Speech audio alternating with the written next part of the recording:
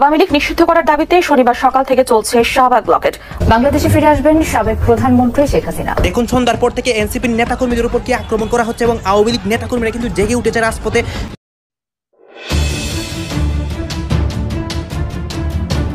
এদিকে এবার আওয়ামী লীগ নিষিদ্ধের দাবিতে রাজপথে নেমেছে ছাত্ররা, অন্যদিকে শেখ হাসিনার আহ্বানে রাজপথে নেমেছে আওয়ামী লীগ।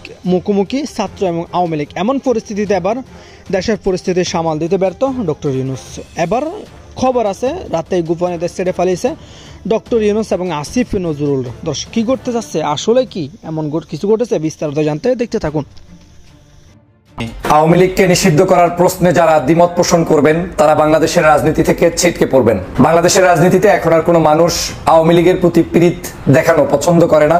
আওয়ামী লীগকে বাংলাদেশের রাজনীতি থেকে মুছে দিতে গতকাল থেকে হানাদার বাহিনীদের যে অপতৎপরতা শুরু হয়েছে সেটা গতকাল সারা রাত পর্যন্ত চলেছে এবং আজ শনিবার আজও শাহবাগে অবস্থান নিয়ে আছে তারা। বেশ কিছুদিন ধরে কিন্তু ভারত সার্জিক্যাল স্ট্রাইক করবে কিংবা ভারত শেখ হাসিনাকে দেশে ফেরানোর জন্য বাংলাদেশের সীমান্তবর্তী এলাকায় বিভিন্ন ধরনের অ্যাকশন নিবে, এ ধরনের কথাবার্তা। বিএনপির কি পতন হতে যাচ্ছে? আওয়ামী লীগের পতন হয়ে গিয়েছে, সেই পতনের আতঙ্কে বিএনপি আছে, এতটুকু কি আপনারা অনুধাবন করতে পারছেন? এই কারণে বিএনপির মাথা ঘুলিয়ে গিয়েছে, কোনটা করবে কোনটা করবে না। বেগম খালেদা জিয়াকে কঠিন পরীক্ষায় ফেলে দিল শারজিস আলম এবং নাকি ভট্টাচার্য। আওয়ামী লীগকে নিষিদ্ধ সহ ৩ দাবিতে টানা দ্বিতীয় দিনের মতো অবস্থান কর্মসূচি চলছে শাহবাগে। এই বিষয়ে আমরা আরো বিস্তারিত জানাতে চাই। শাহবাগ থেকে এই বিষয়ে বিস্তারিত জানাতে আমাদের চলছে। এখানে কিন্তু নানাভাবে স্লোগানের মাধ্যমে জানান দিচ্ছে যে আওয়ামী লীগকে আর দেখতে চায় না বাংলার মানুষ এবং দল হিসেবে আওয়ামী লীগকে নিষিদ্ধ করার কথাও কিন্তু তারা জানিয়েছেন। এবং ইতিহাসের মাহেন্দ্রক্ষণ, এই দিনটার অপেক্ষায় আমরা ছিলাম, আমাদের দাবি পূরণ হয়েছে। এবছরের সবচেয়ে বড় আক্রমণটি ঘটেছে। যারা আওয়ামী লীগ নিষিদ্ধের পক্ষে থাকবে না তাদেরকে আমরা নিষিদ্ধ করবো। এবার শক্তভাবে চলা হচ্ছে প্রতিরোধ বাহিনী। এটা বিএনপিকে স্পষ্ট করতে হবে আজকের ভিতরে। আর যদি বিএনপিতে স্পষ্ট না করে মুখে কুলুপ দিয়ে থাকে তাহলে বুঝতে হবে বিএনপিতে তোড়পাড়, ভয়ে বিএনপি ঘুম হচ্ছে না। দর্শক, খেলা জমছে। বিএনপির রাজনীতির খবর রচনা হয়েছে আজকে বাংলাদেশে। আবার নতুন করে একটা নাটকের জোড়া দিচ্ছে আমাদের এই অন্তর্বর্তী সরকার। অন্তর্বর্তী সরকারের যে চালাপেলা আছে অর্থাৎ হাসনাত আব্দুল্লাহ, সার্জিস আলম, এরা মোটামুটি একটা ভারত ভালো মতনই ভয় পেয়েছে এবং এখন তারা স্পেশাল একটা প্রেস ব্রিফিং ডেকেছে। সেখানে বিক্রম মিস্ত্রি, ভারতের পররাষ্ট্র সচিব, বলছেন ভারত উত্তেজনা চায় না, পাকিস্তানের জবাব দিয়েছে, অর্থাৎ পাকিস্তানের জবাব দিয়েছে, এখন আর উত্তেজনা চায় না। আসসালামু আলাইকুম রহমতুল্লাহ। সবাই কেমন আছেন? আশা করি সবাই অনেক অনেক ভালো এবং সুস্থ আছেন। সবাইকে স্বাগতম জানাচ্ছি আমাদের আরেক নতুন ভিডিওতে। প্রতিদিনের মতো আমি আপনাদের রিয়াদ ফারুকি। আপনারা জানেন গতকালকে থেকে আওয়ামী লীগ নিষিদ্ধের দাবিতে দেশের বিভিন্ন জায়গায়, বিশেষ করে শাহবাগ এবং ডক্টর ইউনূসের বাসভবনের সামনে অর্থাৎ যমুনাতে বিভিন্নভাবে সেখানে আন্দোলন গড়ে তুলেছে দেশের বিভিন্ন ছাত্র এবং বৈষম্য বিরোধী ছাত্র আন্দোলনের নেতাকর্মী থেকে শুরু করে ছাত্ররা। আওয়ামী লীগ নিষিদ্ধ করে ছাড়বে এমন পদক্ষেপ নিয়ে বিভিন্নভাবে অন্বেষণ, আন্দোলন, সংগ্রাম করে যাচ্ছে। তবে কি অবশেষে নিষিদ্ধ হতে যাচ্ছে আওয়ামী লীগ? কী সিদ্ধান্ত আসলো আর আজকে রাতের মধ্যেই কি নিষিদ্ধ হচ্ছে? এদিকে আওয়ামী লীগ নিষিদ্ধের বিষয়ে কি বললেন প্রধান উপদেষ্টা ডক্টর মোহাম্মদ ইউনূস? দর্শক, খুবই গুরুত্বপূর্ণ কিছু বিষয় নিয়ে আপনাদের মাঝে চলে আসলাম। ইতিমধ্যে আপনার সবাই ভিডিও শুরুতে বেশ কিছু অংশ বেশি দেখে বুঝতে পেরেছেন আজকের ভিডিওটা কতটা গুরুত্বপূর্ণ হতে চলেছে। তাই এই বিষয়টা নিয়ে আর বেশি বিস্তারিত না বলে সরাসরি আমরা মূল ভিডিওতে চলে যাচ্ছি। তার আগে আপনাকে ছোট্ট একটি অনুরোধ জানিয়ে রাখবো, যারা আমাদের চ্যানেলটিতে এখনো নতুন চ্যানেল সাবস্ক্রাইব করে সাথে থাকবেন। এক মুহূর্ত না টেনে ভিডিওটি সবাই ধৈর্য সহকারে শেষ পর্যন্ত দেখে আপনাদের মূল্যবান মতামত কমেন্টে দ্বিমত পোষণ করবেন, তারা বাংলাদেশের রাজনীতি থেকে ছিটকে পড়বেন। বাংলাদেশের রাজনীতিতে এখন আর কোনো মানুষ আওয়ামী লীগের প্রতি প্রীতি দেখানো পছন্দ করে না, আওয়ামী লীগকে নিয়ে একত্রে ঘর সংসার করা পছন্দ করে না, আওয়ামী লীগের অপশাসন, অপরাজনীতিকে আর কোনো অবস্থায় বাংলাদেশের মানুষের কাছে নতুন করে ফিরিয়ে আনতে চায় না। আপনারা জানেন যে 9 মাস হয়ে গিয়েছে এই সরকারকে আমরা বসিয়েছি। 5ই আগস্টের পর থেকে আজ পর্যন্ত এখন পর্যন্ত সরকার আওয়ামী লীগকে পূর্ণাঙ্গভাবে নিষিদ্ধ করতে পারেনি।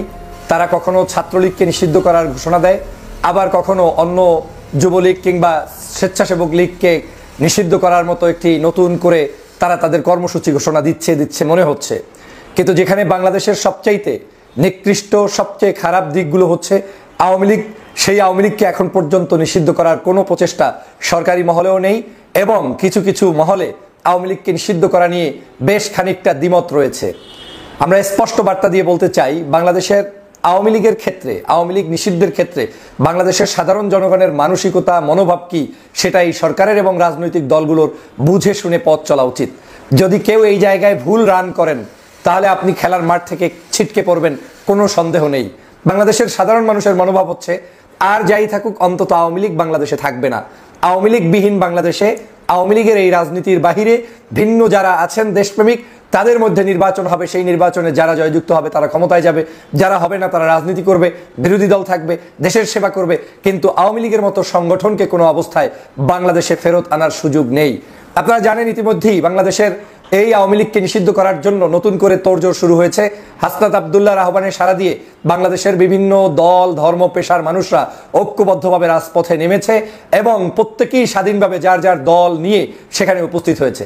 আমি শুরুতেই ধন্যবাদ জানাই বাংলাদেশের সকল ইসলামপন্থী রাজনৈতিক দলগুলোকে। এজন্য আমি মাঠে ঘুরে এসে একেবারে হলফ করে বলতে পারি, এই আওয়ামী লীগ নিষিদ্ধকরণের ক্ষেত্রে বাংলাদেশের এখন পর্যন্ত যারা রাজপথে নেমেছে সর্বগ্রে আছে তারা। সেখানে তাদের ইসলামপন্থী রাজনৈতিক দল জামাত, শিবির, ইসলামী আন্দোলন, চরমনাই, হেফাজতে ইসলাম, পীর, মাশায়েখ, কওমিয়া, আলিয়া, সুন্নিয়া, এরকম করে যারাই আছেন এক বাক্যে আওয়ামী বিরোধী প্ল্যাটফর্ম ঐক্যবদ্ধ হয়েছে এবং এরা পূর্ণাঙ্গভাবে এই শাহবাগ থেকে শুরু করে সমগ্র জায়গায় তারা সহযোগিতা করছে। তাহলে এই বাংলাদেশে যারাই আওয়ামী লীগের পুনর্বাসন চাবে এবং সহযোগিতা করবে না তারা কিন্তু আগামীর রাজনীতিতে ছিটকে পড়বে, কোনো সন্দেহ নেই। উপদেষ্টা মণ্ডলীর মধ্য থেকে ডক্টর আসিফ নজরুল সাহেব এক এক সময় এক এক বক্তব্য দিচ্ছেন। আপনার ভিডিওগুলো ভাইরাল হচ্ছে, সেই ভিডিওতে আপনি বলছেন আওয়ামী লীগকে নিষিদ্ধ করার পক্ষে আপনি না, ইনিয়ে বিনিয়ে বিভিন্ন কৌশল দেখানোর চেষ্টা করছেন।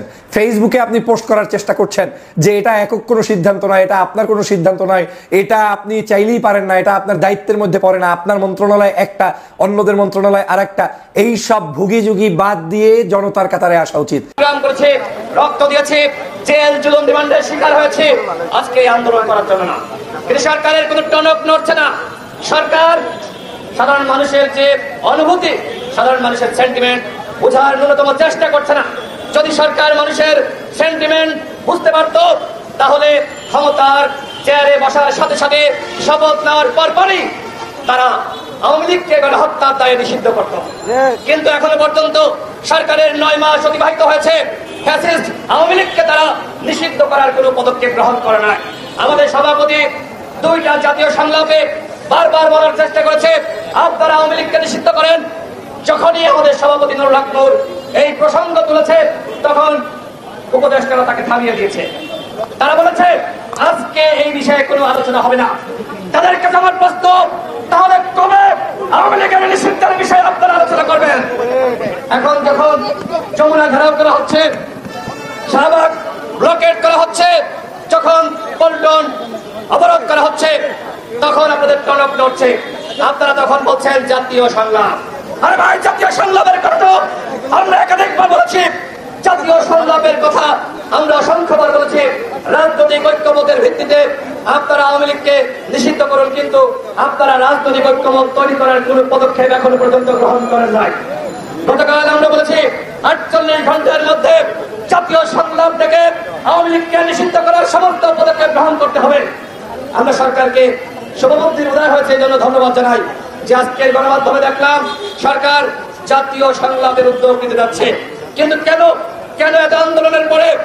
আরেকটি বিষয়, আওয়ামী লীগকে বাংলাদেশের রাজনীতি থেকে মুছে দিতে গতকাল থেকে হানাদার বাহিনীদের যে অপতৎপরতা শুরু হয়েছে সেটা গতকাল সারা রাত পর্যন্ত চলেছে এবং আজ শনিবার, আজও শাহবাগে অবস্থান নিয়ে আছে তারা।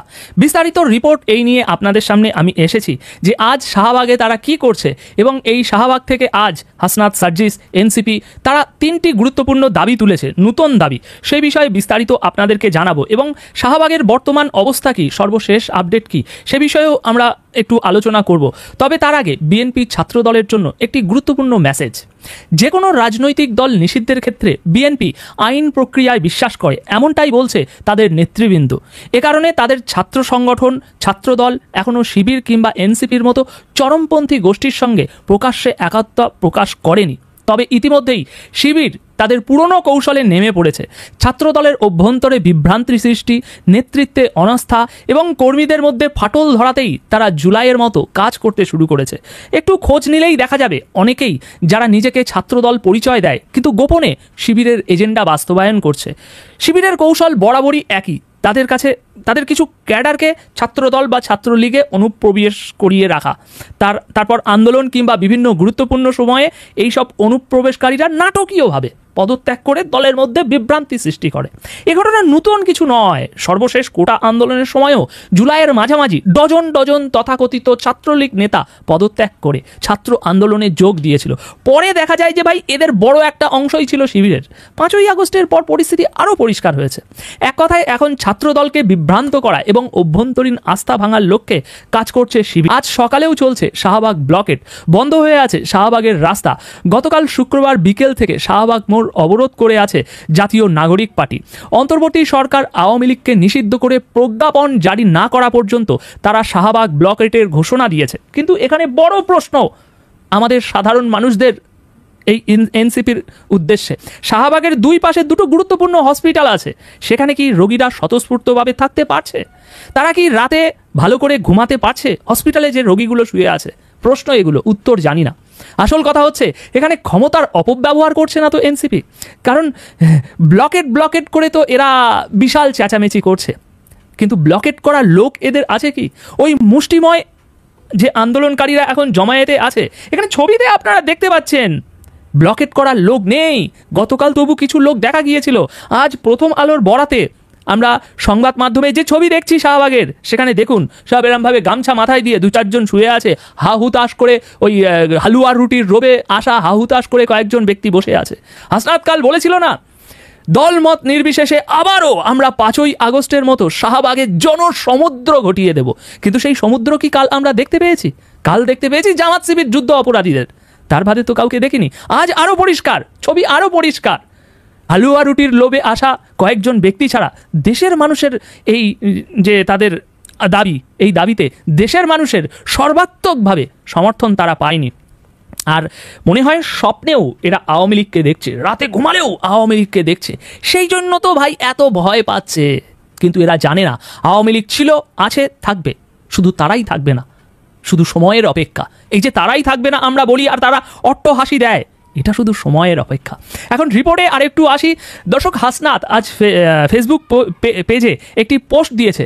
সেখানে সে লিখছে, শাহবাগ ছাড়া ঢাকার বাইরে দেশের মহাসড়ক ব্লকেট না দিতে আহ্বান জানিয়েছে। ওই পোস্টে সে লিখছে, ঢাকার শাহবাগ ছাড়া ঢাকা বা সারা দেশের হাইওয়েগুলোতে ব্লকেট দেবেন না। বেগম খালেদা জিয়াকে কঠিন পরীক্ষায় ফেলে দিল শারজিস আলম এবং পিনাকি ভট্টাচার্য। খালেদা জিয়া কি পরীক্ষায় পাশ করতে পারবেন? কোনো সম্ভাবনা দেখি না। Khaleda Zia fail, BNP fail, Tarique Rahman fail, সবাই। তবে খালেদা জিয়ার জন্য দুঃখ, তিনি সারা জীবন পাশ করে গেছেন, কিন্তু এবার তিনি ফেল করবেন এবং এই বিএনপির কারণে ফেল করবেন। খালেদা জিয়ার লাইফের এন্ডিংটা সুন্দর হলো না, সুন্দর হচ্ছে না। দর্শক, অবশ্যই এটা নিয়ে এইভাবে আলাপ আলোচনা আসতো না, কিন্তু পিনাকি এবং শারজিস খালেদা জিয়াকে কার্যত খেয়ে দিয়েছেন। এরা দাবি করেন যে খালেদা জিয়াকে তারা ভালোবাসেন, অমুক তমুক, কিন্তু আসলে পিনাকি শারজিস খালেদা জিয়াকে একদম খেয়ে দিলেন। কিভাবে দেখেন, খালেদা জিয়া এখন অসুস্থ মানুষ অনেকটা, তবে হ্যাঁ কিছুটা সুস্থ, তারপরও তিনি অসুস্থ, কিছুটা সুস্থ হলেও তিনি অসুস্থ। তিনি তার পার্টি অফিসে বসছেন না, তিনি রাজনীতি করছেন না, কার্যত রাজনীতি করবেন না, এটাই লাস্ট ডিসিশন। আমরা একটা ইত্তেফাকের একটা রিপোর্ট বিশ্লেষণ করে আপনাদের শুনিয়েছিলাম যে খালেদা জিয়া রাজনীতি করবেন না, এটাই ফাইনাল, এটা পারিবারিক সিদ্ধান্ত, দলীয় সিদ্ধান্ত। অনেকে প্রস্তাব দিয়েছিল যে ম্যাডাম আপনি পার্টি অফিসে একটু বসুন, পার্টি অফিসে বলতে চেয়ারপারসনের কার্যালয় যেটা গুলশানে, কিন্তু না, তিনি সেখানে বসবেন না বা রাজনীতি করবেন না কোনোভাবেই। তো সেই জায়গায় খালেদা জিয়া অপ্রাসঙ্গিক থাকার কথা, কিন্তু না, ইলিয়াস এবং পিনাকি ভট্টাচার্য এবং শারজিস আলম খালেদা জিয়াকে প্রাসঙ্গিক রেখেছে। এখন যেভাবে খালেদা জিয়াকে প্রাসঙ্গিক করেছে, এটা খালেদা জিয়ার জন্য এখন পরীক্ষা।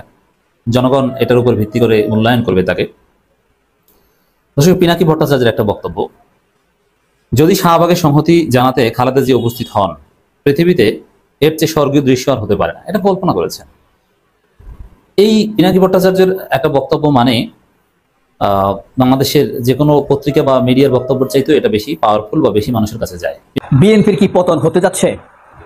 আওয়ামী লীগের পতন হয়ে গিয়েছে, সেই পতনের আতঙ্কে বিএনপি আছে, এতটুকু কি আপনারা অনুধাবন করতে পারছেন? এই কারণে বিএনপির মাথা ঘুলিয়ে গিয়েছে, কোনটা করবে কোনটা করবে না। বিএনপির মির্জা ফখরুল, মির্জা আব্বাসরা, রুমিন ফারহানারা বুঝতে পারছে না। এই কারণে গলার ভিতর থেকে তাদের সেই ধোঁয়াশি, গলা পোড়া, বুক পোড়া, কলিজা পোড়া গন্ধ বেরোচ্ছে। তারা এখন উঠাল পাতাল উল্টাপাল্টা কথা বলছে। কোনটা জনদাবি আর কোনটা মুষ্টিমেয় লোকের দাবি, এটা তারা বুঝতে পারছে না। কোনটা আওয়ামী লীগের দাবি, কোনটা গোয়েন্দা বিভাগের পাতানো খেলা আর কোনটা জনগণের দাবি বিএনপি কিন্তু রিলেট করতে পারছে না। এই কারণে মানুষের সাথে তারা নিজেকে সম্পৃক্ত করতে পারছে না। বিএনপি এই অপরাধের জন্যই বিএনপি হয়তোবা বিলুপ্ত হয়ে যেতে পারে। আউযুবিল্লাহি মিনাশ শাইতানির রাজিম, বিসমিল্লাহির রহমানির রহিম। প্রিয় বন্ধুরা, আপনারা কি বুঝতে পারছেন যে মনে আছে আপনাদের 2013 সালের আমার দেশের একটি হেডিং হয়েছিল শাহবাগে ফ্যাসিবাদের পদধ্বনি, অর্থাৎ সেই যে ফ্যাসিবাদের উত্থান হয়েছিল গণজাগরণ মঞ্চের মাধ্যমে, সেই ফ্যাসিবাদ 2024 পর্যন্ত আমাদের গাঁড়ে সিন্দেবাদের ভূতের মতো চেপে বসেছিল। এই দেশে লুটপাট, গুম, খুন, হত্যা, ভারতের আধিপত্য, মুসলমান নির্যাতন, কোন অপরাধ যে করেনি। ইসরায়েল এবং কাশ্মীরের পরে এই পৃথিবীতে সবচাইতে বেশি মুসলিম নির্যাতন হয়েছে এই বাংলাদেশে। আর এই নির্যাতনের হোতা হলো শেখ হাসিনা মাস্টার মাইন্ড, এবং এই নির্যাতনের একজন মাস্টার কমান্ডার, সুপ্রিম কমান্ডার, আর এটার ইন্ধনদাতা, সমর্থকদাতা ছিল ভারত। আইবি রহমানরা এই গুম, খুন, হত্যা, লুটপাটের একনিষ্ঠ সমর্থক, একনিষ্ঠ শক্তি। প্রিয় বন্ধুরা, এই যে আমার দেশ একটি হেডিং করেছিল, ঐতিহাসিক হেডিং, আমার মনে হয় 50 বছর পরেও আমার দেশের এই হেডিং নিয়ে আলোচনা হবে গণতন্ত্র মানুষের মধ্যে। যারা গণতন্ত্রপন্থী মানুষ, সেই হেডিংয়ের কারণে মাহমুদুর রহমানের বিরুদ্ধে 150টি মামলা দেওয়া হয়েছিল, 169টি মামলা দেওয়া হয়েছিল। এই Mahmudur Rahman mister truth, mister honest হিসাবে খ্যাত, মিস্টার ডিপ্লোম্যাট হিসাবে খ্যাত, মিস্টার ক্লিনম্যান হিসাবে খ্যাত। আসসালামু আলাইকুম দর্শক, ভারত ভালো মতনই ভয় পেয়েছে এবং এখন তারা স্পেশাল একটা প্রেস ব্রিফিং ডেকেছে। সেখানে বিক্রম মিস্ত্রি, ভারতের পররাষ্ট্র সচিব, বলছেন ভারত উত্তেজনা চায় না, পাকিস্তানের জবাব দিয়েছে, অর্থাৎ পাকিস্তানের জবাব দিয়েছে, এখন আর উত্তেজনা চায় না। এবং এই যে চায় না, এর মানে প্রতিফলন ঘটেছে। মার্কিন পররাষ্ট্রমন্ত্রী মার্কো রুবিওকে দিয়ে তারা ফোন করিয়েছে পাকিস্তানের সেনাপ্রধান, যিনি আসল আসিম মুনির, অর্থাৎ বলছেন যে পাকিস্তানের প্রধানমন্ত্রী বা পররাষ্ট্রমন্ত্রী ইসাকদার, এদের সাথে কথা বলে লাভ নেই, তুমি সরাসরি পাকিস্তানের সেনা প্রধানকে মানে ঠেকাও। আমি আগেই মানে ভারত শঙ্কা করেছে যে এই যুদ্ধটা হচ্ছে একেবারে পাকিস্তানের, যেটা আসিম মুনির, তার যে আওয়াজ, ভয়ঙ্কর আওয়াজ, এবং শেষ পর্যন্ত তিনি যাবেন, এটাকে বলছেন যে ধর্মযুদ্ধ। সুতরাং ভারত বুঝতে পারছে যে যদি আসিম মুনিরকে সামলানো যায় তাহলে তারা রক্ষা। মোট কথা এক ধরনের আত্মসমর্পণ। ভারত ভয় পেয়ে আত্মসমর্পণ করেছে। এখন তারা বলছে যে তারা আর উত্তেজনা চায় না, তার মানে তারা যুদ্ধ চায় না। বিশেষ ব্রিফিংয়ে ভারত জানিয়েছে তারা উত্তেজনা চায় না, শুধু পাকিস্তানের হামলার জবাব দিয়েছে। অপারেশন সিঁদুর নিয়ে বিশেষ এই ব্রিফিং করেন দেশটির পররাষ্ট্র সচিব বিক্রম মিস্ত্রি, ভারতীয় সেনাবাহিনীর কর্নেল সোফিয়া কুরেশি, ভারতীয় বিমান বাহিনীর উইং কমান্ডার ভূমিকা সিং। মানে মহিলা ছাড়া এদের চলে না, দুই মহিলাকে পাশে নিয়ে ওনারা কথা বলতেছে আর কি। যাই হোক, এটা ওরা সবসময় নাটক নিয়ে ব্যস্ত থাকে, তো সবকিছু মনে করছে বোম্বের ফিল্ম আর কি। আচ্ছা, এতে বলা হয় শুক্রবার দিবাগত রাতে উধমপুর, পাঠানকোট এবং বাথিন্ডা সহ অন্যান্য স্থানে ভারতের ঘাঁটিতে হামলা করেছে পাকিস্তান। এটা পাকিস্তান সেনাবাহিনীর উস্কানি। পাকিস্তান ভয়ঙ্কর ঘটনা ঘটেছে দর্শক। এখন আস্তে আস্তে প্রকাশ হচ্ছে ভারতের S-400, খুবই আধুনিক সোভিয়েত নির্মিত, যেটা $1.5 বিলিয়ন মার্কিন ডলার, সেই ক্ষেপণাস্ত্র মানে আকাশ প্রতিরক্ষা ব্যবস্থার সেটি ধ্বংস করে দিয়েছে পাকিস্তান। এখন যথেষ্ট পরিমাণ কাবু হয়ে গেছে। সমস্ত ওই কাশ্মীর, রাজস্থান, গুজরাটে যেখানে মোদির বাসস্থান, সেই গুজরাটে হামলা করেছে। এবং বলা হচ্ছে যে 1971 সালের পর এই প্রথম সেখানে হামলা হইল। ফলে মোদির কি মানসিক অবস্থা এবং কি পরিণতি সেটা বুঝতে পারছে। ভারত যত শক্তিশালী হোক না কেন, পাকিস্তান মাটি কামড়ানো, মানে মাটি কামড়ে পড়ে থেকেও তারা হামলার জবাব দেবে। এবং পাকিস্তানের পেছনে কারা কারা আছে ভারত বুঝতে পারছে। তুরস্ক আছে, সবচেয়ে গুরুত্বপূর্ণ দেশ হচ্ছে চীন এখন যত রকম আধুনিক অস্ত্রশস্ত্র আছে সব কিছু পাকিস্তানকে দেবে এবং বলবে যে মার, চালা হামলা, আমরা পিছনে আছি। চীন দেখেন চুপচাপ আছে, কিন্তু চীন কি চুপচাপ থাকার কথা? চীন বরং একটা বড় অস্ত্র পেয়ে গেল পাকিস্তানকে, যে ভারত এই সুযোগটা তৈরি করে দিচ্ছে। এখন পাকিস্তান হামলা চালাবে, পেছনে থাকবে চীনের অস্ত্র ভান্ডার, সেইটা দিয়ে হামলা চালালে পাকিস্তানের সামনে এই মুহূর্তে টিকে থাকা কঠিন ভারতের। যাক, বিক্রম মিশ্রি বলছেন ভারত পরিমাপ অনুযায়ী ব্যবস্থা নিয়েছে। ভারতের সচিব আরো বলেন, ভারত কোনো রকম উত্তেজনা চায় না, পাকিস্তানের হামলার জবাব দিয়েছে। শুধু ব্রিফিংয়ে বলা হয়, পাকিস্তানের সেনাবাহিনী ড্রোন, উচ্চ প্রযুক্তির অস্ত্র ব্যবহার করে ভারতের পশ্চিমা ফ্রন্টে হামলা করেছে। ভারতের মোট 26টি শহরকে টার্গেট করেছে তারা। এসব হামলার বেশিরভাগই নিষ্ক্রিয় করে দিয়েছে ভারত। কর্নেল সোফিয়া কুরেশি বলেন, শ্রীনগর, অবন্তিপুর এবং উধমপুর স্কুল এবং মেডিকেল স্থাপনায়ও হামলা করেছে পাকিস্তান। আর তোমরা কি করছো? পাকিস্তানের মসজিদ হামলা করনি, স্কুল, স্বাস্থ্য কমপ্লেক্স, এগুলি হামলা হয়নি? দর্শক ভালো থাকবেন। প্রিয় দর্শক, এই বিষয়টি আপনার মূল্যবান মতামত অবশ্যই কমেন্ট করে জানাবেন। আমি এতক্ষণ আমাদের চ্যানেলের সাথে থাকার জন্য সবাইকে অসংখ্য ধন্যবাদ। ভালো থাকবেন, সুস্থ থাকবেন। আল্লাহ হাফেজ।